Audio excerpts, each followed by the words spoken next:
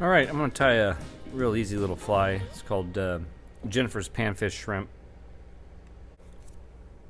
I've got a size 6 hook in the vise. You can tie this fly between 2 and 14. You want to have a heavy wire hook so that it keels correctly. And yellow thread of some kind. I'm just using 140 denier hopper yellow UTC. You can also use brown if that's all you have, or black. I'm just going to start my thread a little bit more towards the middle. Just kind of work back just a little bit. And what you need to do, as we're going to tie some foam in here in just a second. So what you need to do is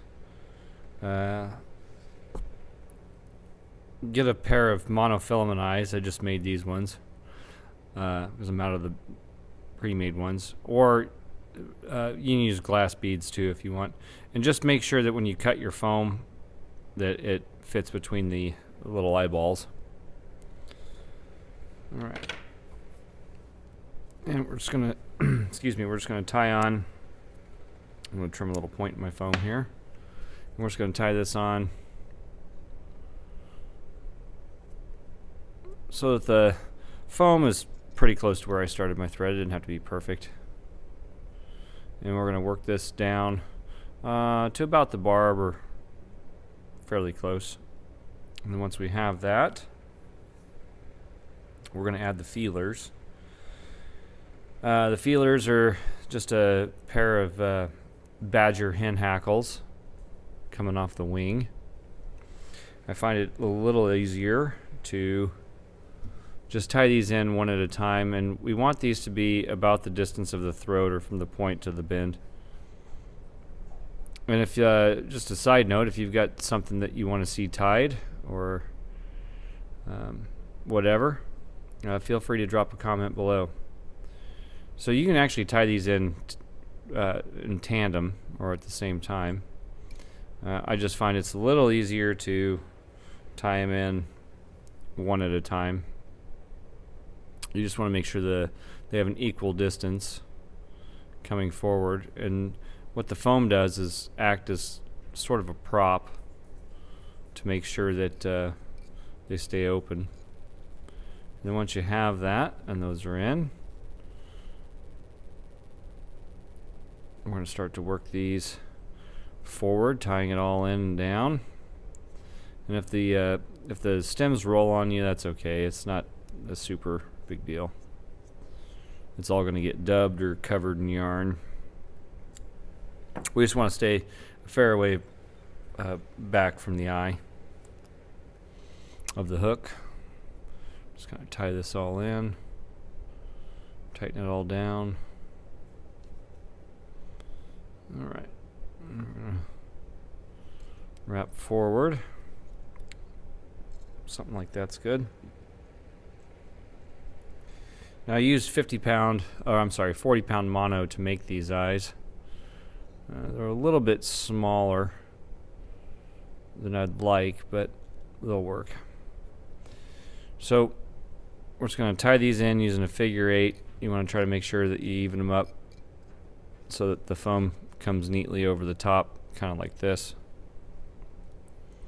And you don't have to get crazy tying these in. And then once we do that, we're going to fold the foam over. And we're going to bring our thread to the front of the eyes and kind of make a nose. Now, I want to pinch these feelers so that they don't shift too much, because we are going to tie them in kind of a second time here. So they kind of come down right off the nose. Oop. And angled down. Oop. I trapped it too much. If you trap it too much, just back off and come at it again. There we go. And you don't have to have perfect thread wraps on the nose either. Having a little bit extra exposed up front is really not a big deal on this fly. It's just a little panfish pattern, and quite frankly, they don't care. You just want to make sure that it's tied in well and kind of represents something like a nose. And my thread just wants to slide right off the front. I guess we'll just leave it. That's good enough. It's just a quick and easy little bluegill fly. Next, I'm going to work my thread to the back. I'm going to tie in some copper wire. This is a brassy sized copper wire.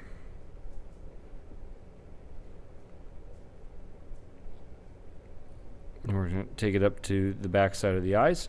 And next here, we're going to tie in just a brown hackle. You just want to make sure that the barbs are plenty long. Coming down quite a ways past the hook point is just fine on this particular fly. I'm going to take the front side of the feather, a shiny side, I'm going to tie it so that it's facing towards the back.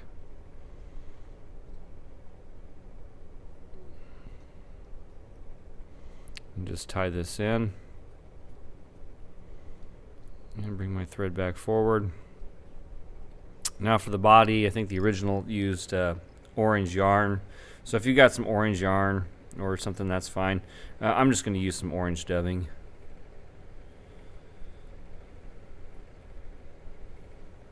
Just some orange nymph dub is fine. And you can, play around with colors or whatever here. I'm not sure they're super interested in color per se on something like this. It's almost like a little skater pattern, really. So then we're just going to start to dub this forward. You want the front part of the body bigger than the back part.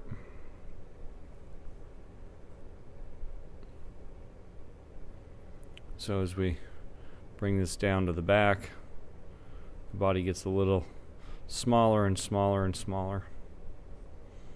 I'm just going to pull that out.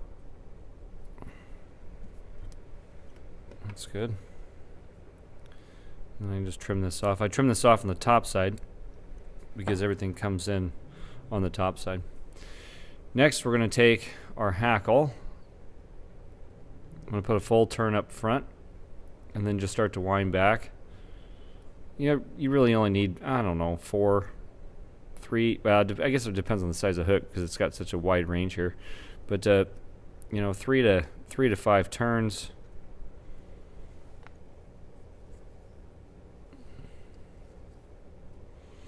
And we'll just tie this off, fold everything to the back. This is a good little beginner pattern, a beginner foam pattern. Doesn't take a whole lot of effort. Okay, so when it comes to all this hackle up top, you've kind of got 2 ways you can go about it. You can cut it all off, or you can kind of drop and drag it all down. That's kind of up to you and what you want to do. I'm just going to trim it out.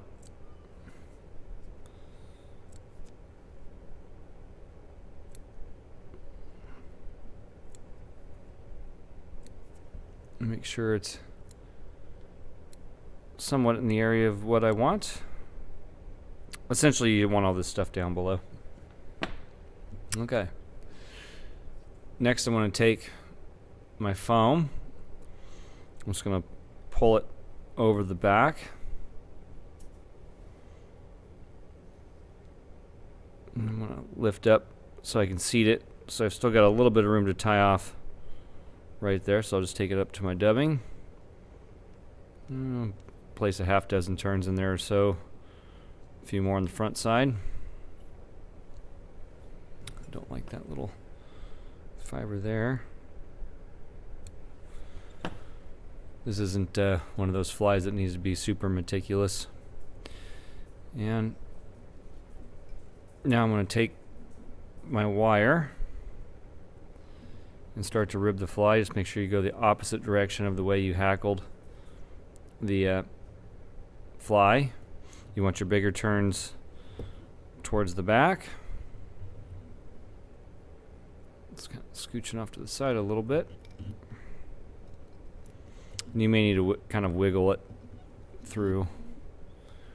And then this will lock down your foam and your hackle at the same time.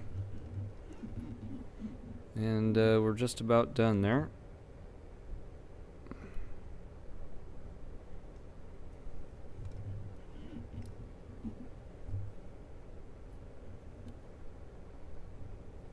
Real easy little fly that you can mess around using different materials and whatnot.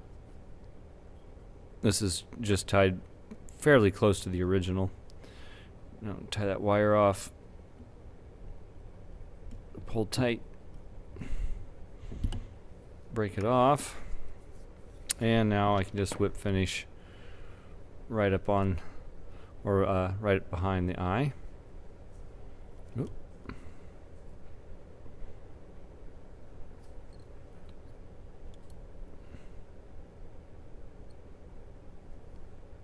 And you can add a little drop of glue if you want.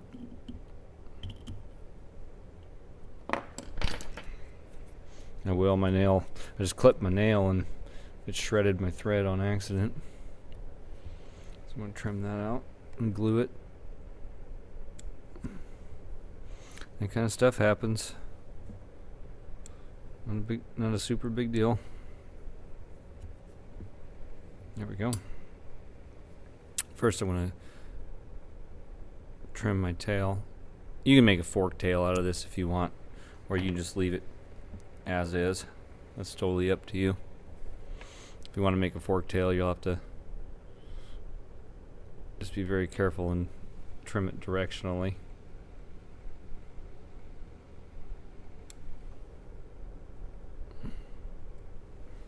So you've got something like that.